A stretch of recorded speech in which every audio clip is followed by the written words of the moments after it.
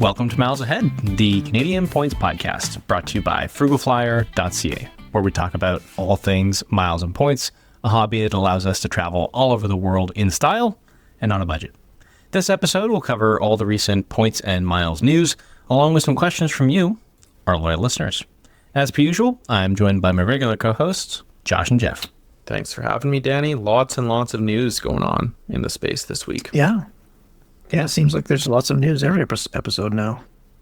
Absolutely. Yeah, no, between new credit cards and transfer bonuses that are happening for the first time ever, it has been a busy start to the year for Canadian points and miles. And let's start things off with a bang. Amex Canada has a new transfer bonus out to a partner they've never had a transfer bonus to before. Josh, please give us the details. So you still have a few weeks to take advantage of this, but American Express Canada membership rewards are transferring to Flying Blue with a bonus of 25% right now. So that means if you transfer 1,000 membership rewards, you will receive 1,250, and this lasts until April 17th. Pairing this with the new transfer ratio that launched a few months ago, that 1-to-1 is interesting and definitely provides kind of an opportunity that might be worth it if you have any future Flying Blue bookings happening.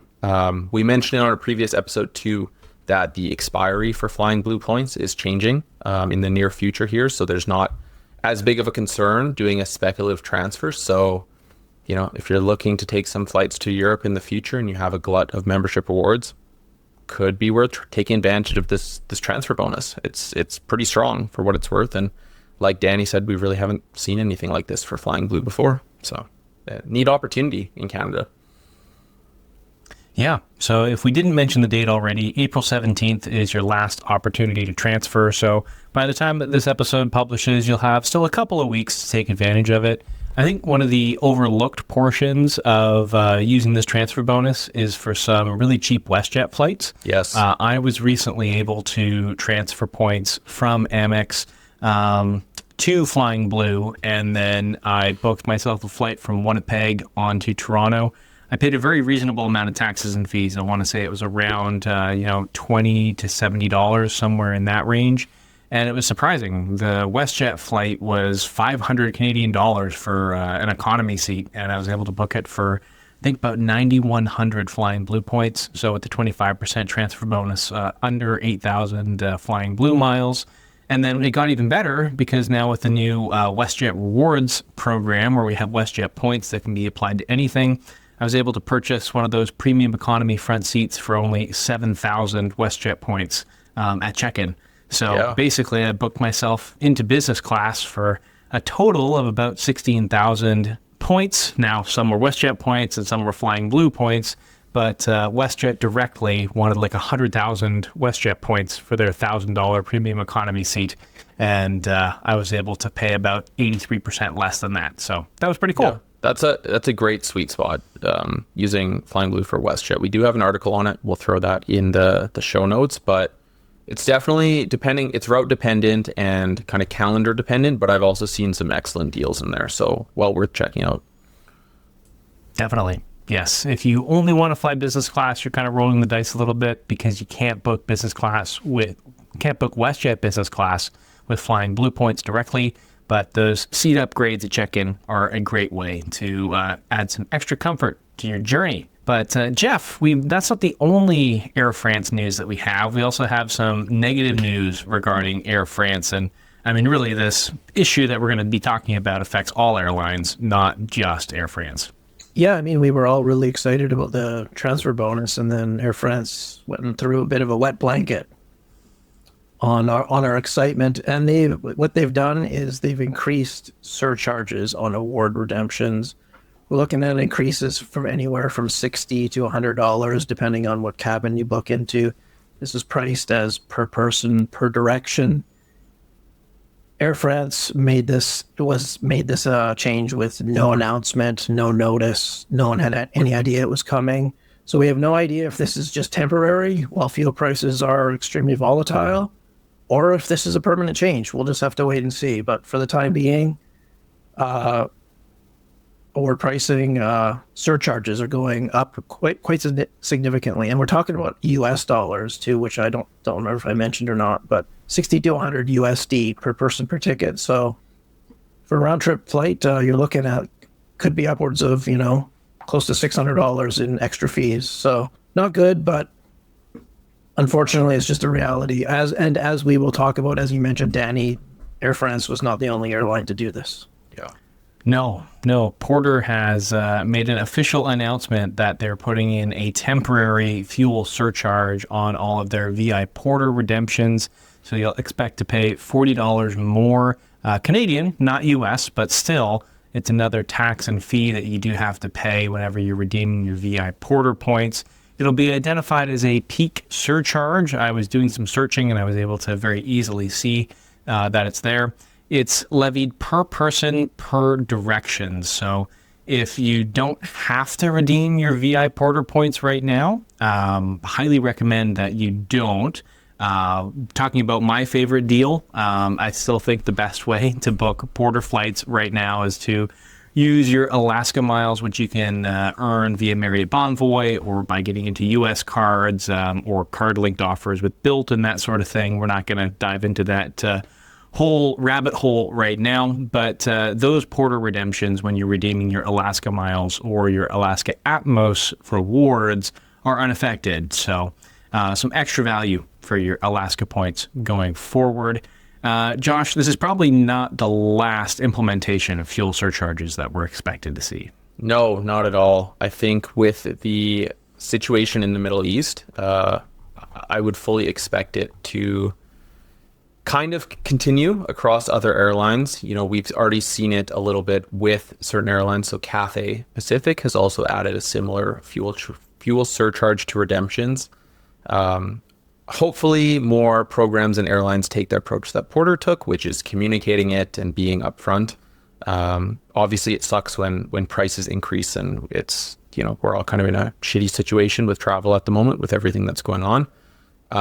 But at least communicating and being upfront about it is a little bit better than randomly award searching and realizing there are a ton of extra fees tacked on. So I guess we'll have to wait and see, but it's not looking too hot right now for other carriers. So just something to keep in mind. And if you're considering a trip right now and you the airline or program you're looking to book on has not had increased fuel surcharges done yet, not a bad time to book if you can find the availability. No, and based on what we've seen for fuel surcharges, you definitely want to take a look at your airlines or your mileage program that you're going to book with their cancellation policy. And if it's not very punitive, like less than $50 a person for a whole itinerary, I might speculatively book something just in case, right? Because that $100 cancellation fee could be considerably less than a fuel surcharge that we saw with Air France, for example. That is an extra $100 per person per direction. So like almost an extra 600 Canadian dollars. Significantly less expensive than a cancellation fee that you potentially have to pay. But keeping with the Porter news, Porter doing some more interesting stuff. Jeff, they're opening a new airport, kind of. Yeah, so perhaps you know more about this than me, but this was an existing airport prior to this, and they've just kind of, Porter's kind of like adopted it as their new hub in Montreal. Do I understand that correctly? Yeah, so previously this was just a regional airport. I don't think it's actually been used by any mainline or what we would consider mainline cross-Canada carriers since like the 70s, I want to say. So the downtown Montreal Metro Airport is going to be opening or reopening and being revamped June 15th. Porter is going to be the flagship airline there. I don't think Air Canada actually has, or anybody else has any slots. That's like a national carrier. So 12 new routes being launched, which is very good news for people that love using Alaska miles. Right, Jeff? Yes, you know all about that. Yeah, no, I think this is great because honestly, YOL is a little bit, it's not super far out from the downtown, but having a new airport that's, right near the downtown is fantastic. And another thing I always like about these secondary airports is you're usually able to get away with that dreaded airport improvement fee, which we see at so many other airports that a lot of these secondary airports don't have. So if you're able to kind of, work your flights into the Porter schedule, I think this is an awesome development for Montreal. And I wish more of our metro areas had these secondary airports that we could, use a little more reliably. Yeah, and I think that there's going to be an abundance of award availability too. There's already quite a bit of award availability using your Atmos points to book Porter, but considering that a lot of people aren't going to realize that these routes exist or this airport exists, you're going to be able to find quite a lot of flights. So particularly if you want to position to Montreal for any sort of international stuff, it's going to be a lot easier to do so going forward. So all around, this is great news, more choice for consumer, and I didn't even think about the airport improvement tax that we hopefully won't see going forward. But Josh, that's not the only Montreal news that we have. There's also some small news, or I guess medium news, happening on the international side of YUL. Yeah, so the National Bank Lounge, which is typically access is through the National Bank World Elite MasterCard, is actually closing for a extended period for a renovation. So the National Bank Lounge at YUL is closing as of April 30th, and as of May 1st, there'll be a temporary lounge opening in its place.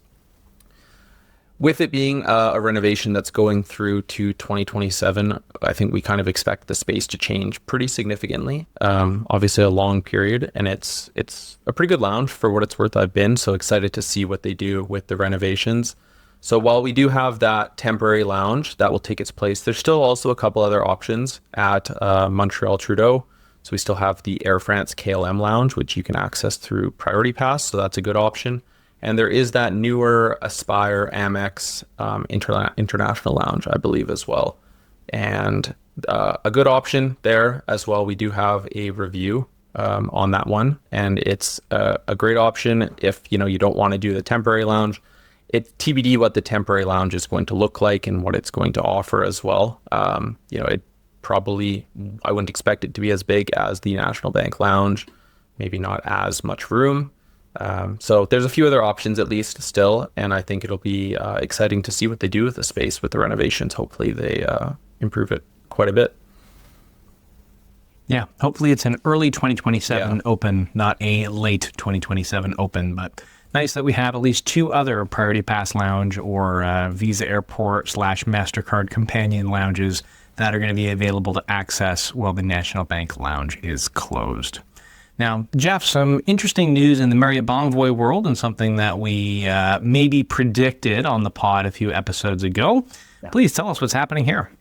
Yeah, Marriott Bonvoy has increased the top-up amount on free night awards to 25,000 points per night. So now we're looking at free night certificates, 35K free night certificates, plus the 25,000 points. Now you can book up to a 60,000 point night hotel using those certificates. And if you have an 85K free night certificate, you can now book up to 110,000 hotels that cost 110,000 points a night. So I would classify this as kind of a nice change, a welcome change, but at the same time, I'm kind of conflicted on it because this is just Marriott basically acknowledging that these free night awards just have not kept up with the rate at which they have devalued their program and the value of their points. So I think like I said, this is nice, but I think at some point Marriott needs to address the value of these certificates, just because these certificates are tied to their old category system, which is ancient history at this point. So, I mean, 35K under the old system when these were originally introduced, because as far as I know, these have never changed since they've been introduced. And we are like so many devaluations down the rabbit hole with Marriott now that we don't even keep track anymore. Yeah. So I think coming out of this, I don't think in 2 years they can come to us and say, oh, hey, now look what we've done. You can now top up with 35,000 points. They need to address the value of these certificates eventually. So it's nice that they did it for us, but I'd like to see more on their end, and just rather than just simply saying to the members, you guys make up the difference. Yeah, I think that's exactly what I thought when I saw this. Is you get some sites out there and people talking about it like as a positive change, and I maybe don't disagree with that, but it's not like a good change, I guess you could say. You know, it's just kicking the can down the road, which exactly what you pinpointed is the valuation of the free nights is the problem here.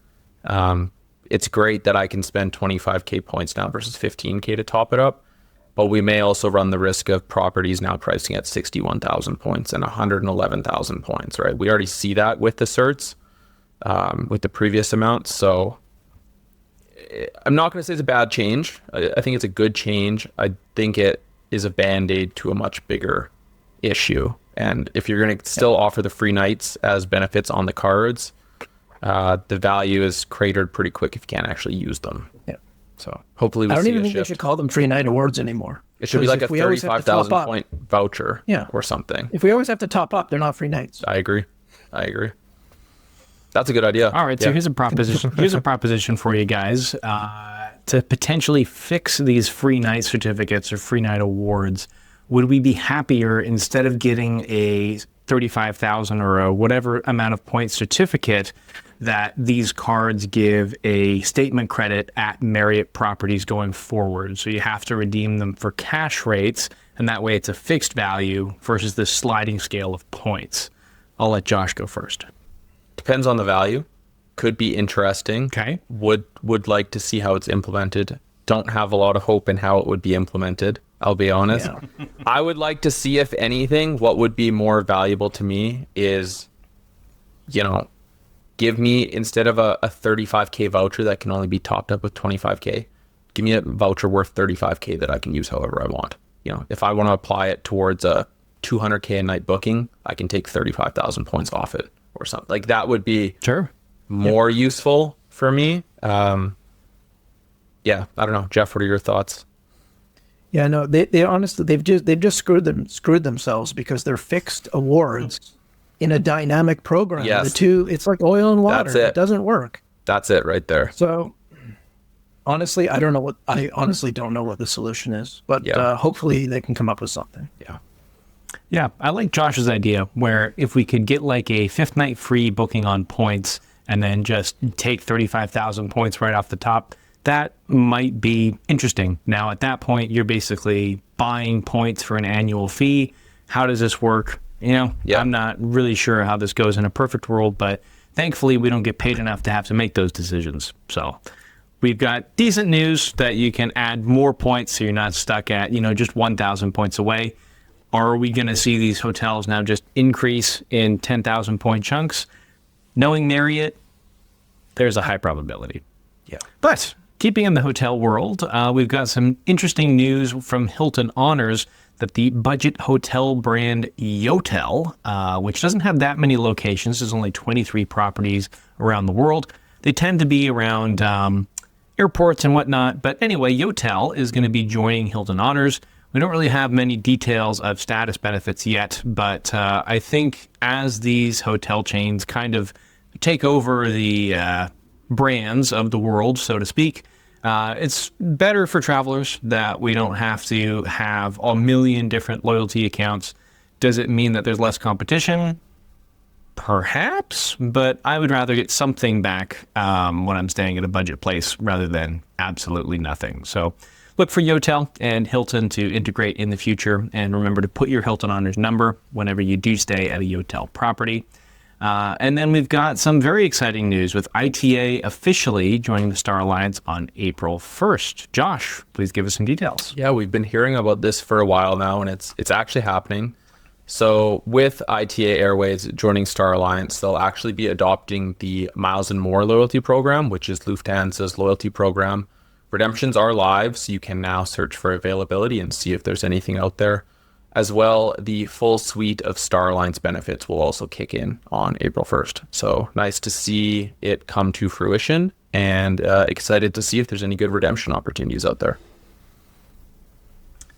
Yeah, it would be interesting to see if Miles and More has any of those Lufthansa sweet spots, like 88 miles, not 88,000 miles, but 88 miles from North America to Europe. I know Italy is certainly an exciting place for a lot of North Americans to visit, as being on the Mediterranean is a desirable location. Hopefully less taxes and fees. We typically see about $600 Canadian taxes and fees on those 88-mile round-trip bookings. So as a reminder, you can earn miles and more through the Rove program, which we haven't done a deep dive on yet, but look for that coming in the future. Jeff, as our resident Vancouverite, Cathay Pacific, I believe is something you've flown before, correct? Yep, that's right. Yes. Now, Cathay Pacific is making a very small adjustment, not only to their fuel surcharges, but also to their award rates. I'm not terribly concerned about it, but give me your take. No, this is relatively minor in the grand scheme of things. And the nice thing is that they're giving us nearly a month of notice, which, many programs never do. So they've slightly adjusted award pricing for North America West Coast. To and from Hong Kong is going from 88,000 Asia miles to 91,000 Asia miles. That's just over a 3% increase. And then East Coast of North America, so for example, they fly JFK to Hong Kong, you're looking at going from 115,000 Asia miles to 119,000 Asia miles. So again, just over a 3% increase. So not the end of the world. Nice that they gave us some notice on it. And they're also being pretty proactive with their fuel surcharges.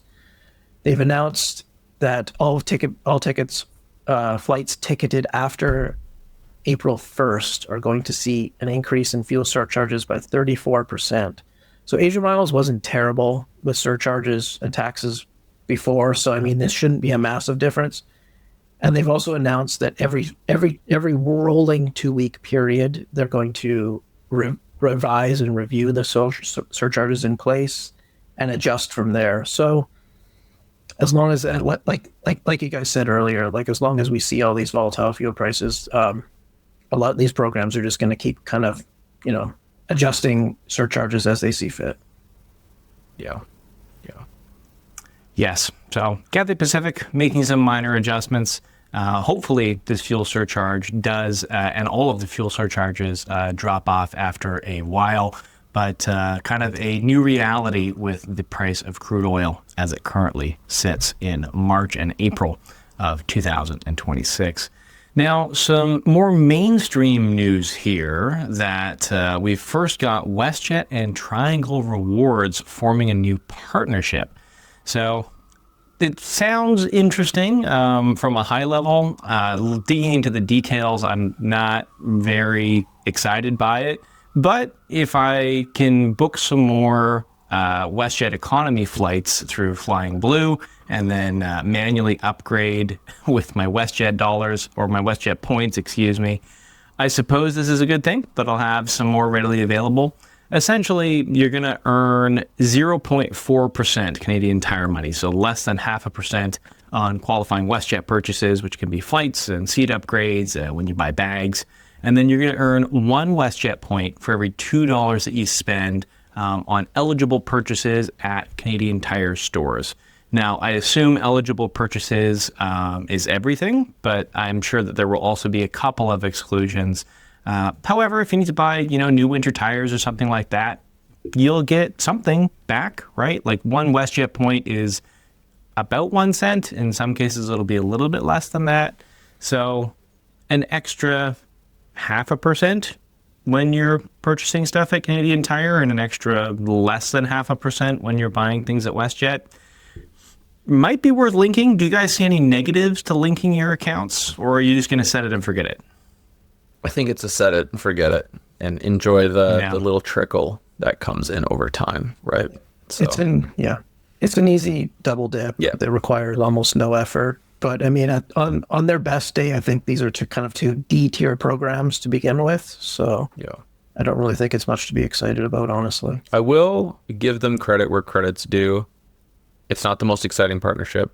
WestJet also had one we talked about a handful of episodes ago with TELUS. Again, not a super exciting partnership, but they're trying. They're doing stuff out there, and hey, it's better than what we see some other loyalty programs do. So it's, and maybe things like this will, even if it's not the best earning opportunity, it might land more with the non-miles and points focused consumer, right? Who knows? But yeah, definitely a nice minuscule double dip, set and forget.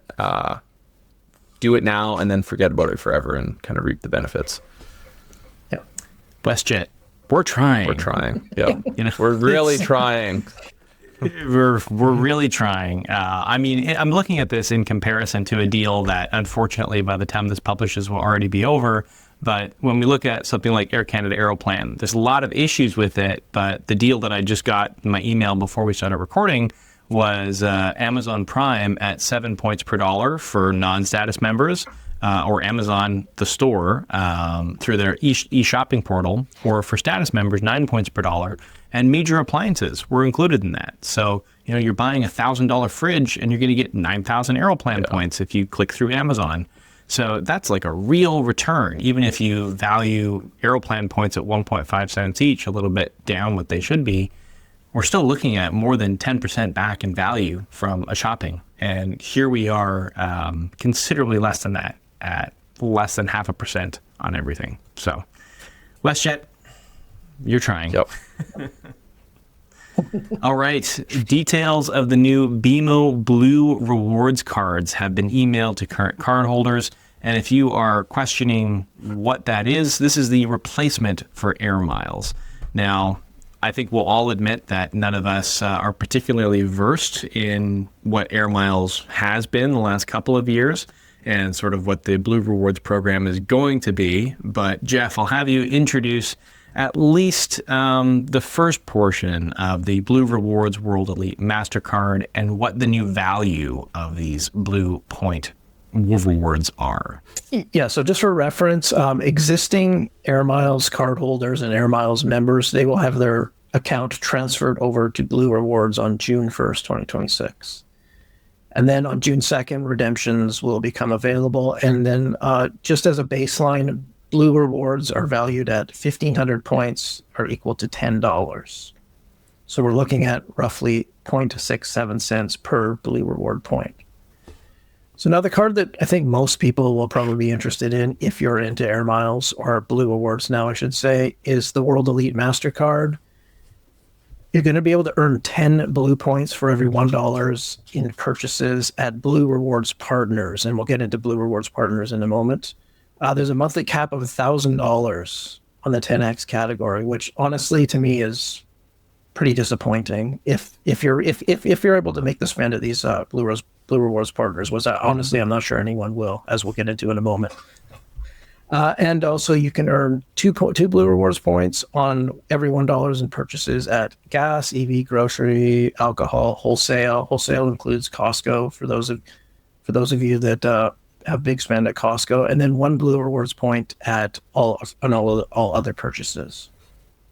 World Elite MasterCard also comes with roadside assistance coverage and 4 annual Dragon Pass lounge visits per year. I don't know. What do you guys think? Does this excite you? Does this get you really excited for the launch of Blue Rewards? I'm still Josh, go ahead. So hung up on the 0.67 cents per point, and I'm having such a hard time mentally distinguishing this from BMO rewards. It's literally the same thing. It's the same thing. The same. And who knows if the plan is to amalgamate in the future, but considering it's like a Blue Rewards World Elite MasterCard, like they wouldn't really flow with like the Ascend World Elite MasterCard they have. You know what I mean? Like it would be duplication in a kind of roundabout way. I don't know. Like I struggle to having, it's kind of weird that the 10 times rewards categories for partners only, but then it's only $1,000 a month. So even if you were to max that out, it's what, like $67, right? A month. Yeah. Like, and we'll touch on it as we kind of go through the details here, but like the partners, it's sparse right now. So it's like, not only, you might hold this card for a year and never use the card at any of these partners, right? Just depending on where you're regionally located and what your spending looks like. So it's kind of tough. It's also, the categories are okay, but two points per dollar on a bunch of categories is not amazing. The 1 point per dollar on all other on a World Elite, that's pretty rough. I would have liked to see a bit more value. It's less than 1% cash back because Blue Rewards are a cash back fixed value. Yeah. So you're paying an annual fee to earn 1.2. Okay, I'll give them a little bit of credit.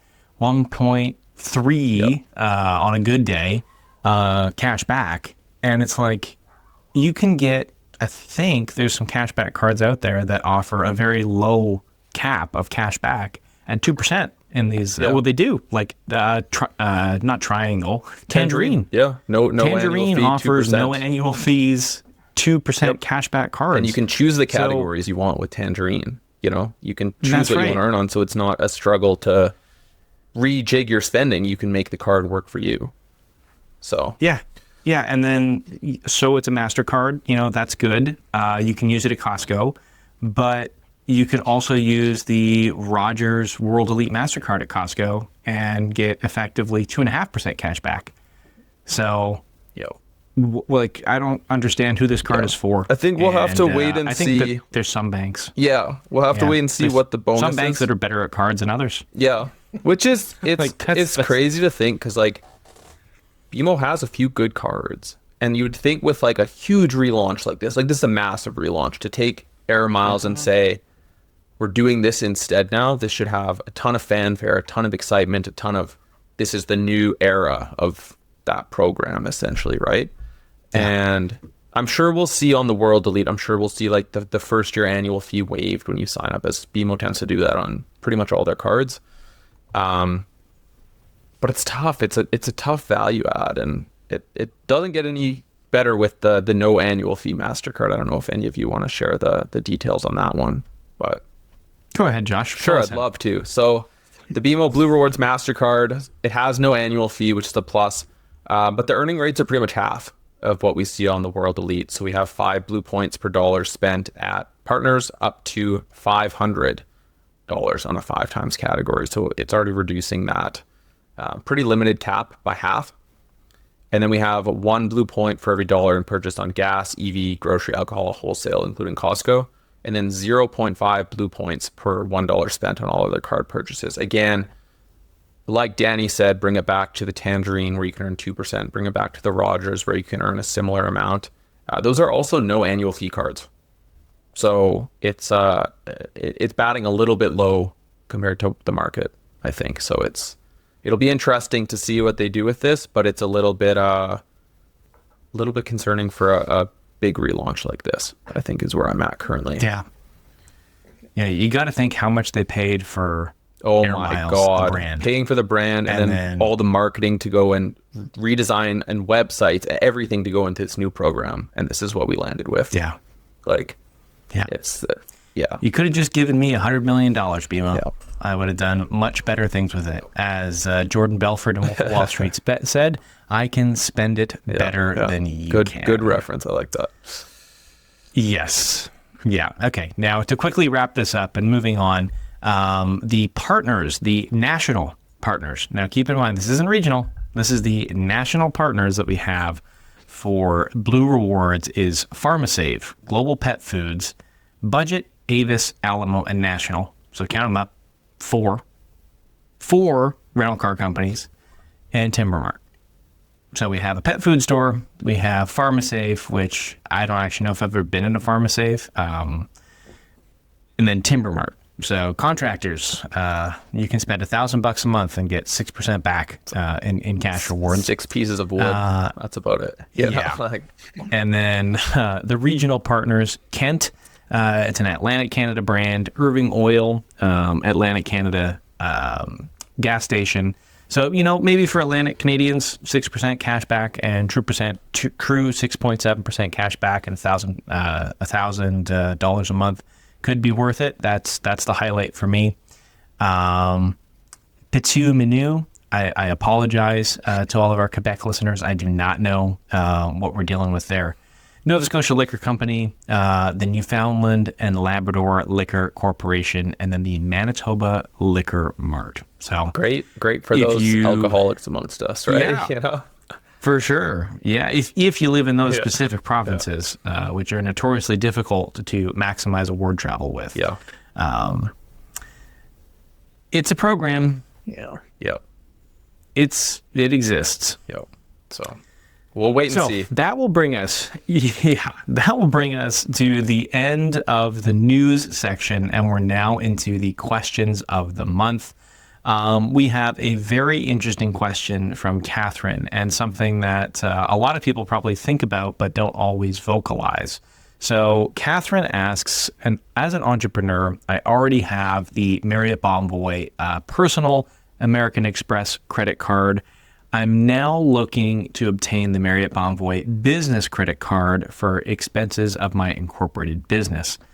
As I understand, the points that are earned with the business card will be credited to the same Marriott Bonvoy account, which would result in a mix of points earned personally and professionally, as I'm using this on behalf of my incorporated business.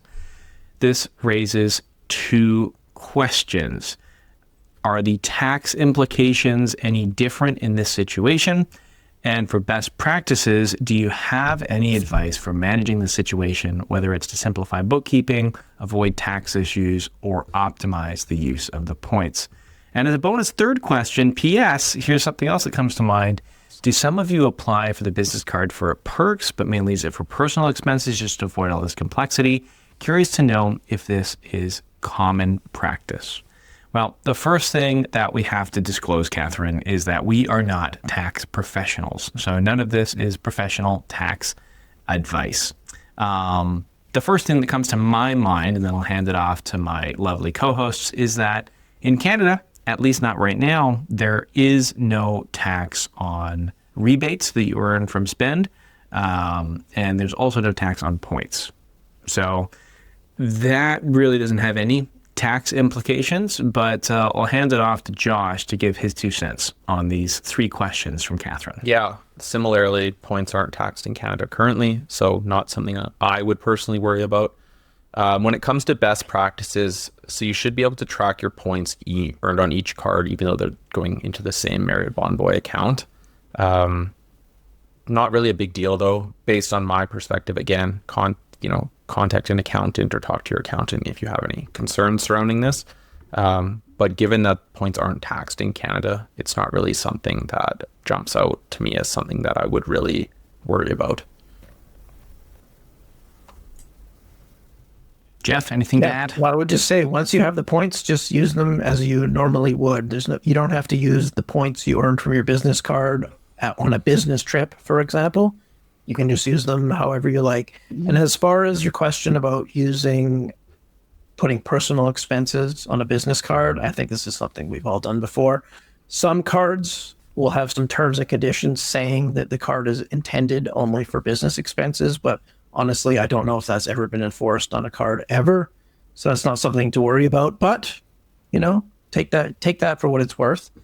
But yeah, as far as I'm concerned, I mean, we all have business cards, and once all the points are pooled together, they're all kind of equal at that point. Yeah, I would say it's definitely a common practice for a lot of people in Miles and Points to put personal spend on cards that are small business cards, essentially. So yes, at the end of the day, the issuers that give us these cards to spend on make money from swipes. So they are more than happy to have more swipes on the card. I don't know where the language of business expenses only must go on this card for. I'm sure there's a reason for it. However, I have many sole proprietorships that don't do very much revenue that have many, many credit cards. So take that for what you will. Now, Stuart, we're going to have our last question from Stuart today. He says, thanks for the great and informative podcast. In my opinion, it is the best one out there for Canadians. Well, thank you very much, Stuart. We greatly appreciate that feedback. My family of 4 are flying to Europe in the summer on Iberia on the way there, and we're flying back on Aer Lingus. These flights were booked using Avios. I converted using a 30% bonus from Avion. I got a great deal. However, I have no major status on any airline, and I'm still relatively new to the flying with points game. I'm looking forward to collecting some status points from this award trip, and I'm curious which frequent flyer program I should capture this status towards.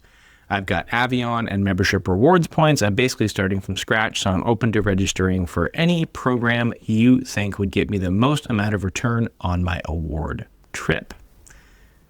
I think there's a pretty clear answer here, guys. but I'll let you be the bearer of unfortunate news for Stuart.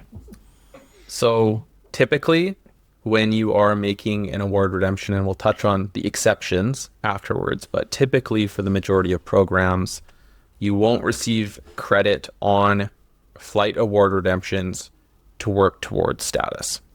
So typically take the biggest benefit is that you got cheap or discounted flights. That's kind of where the benefits start and stop with award flight bookings.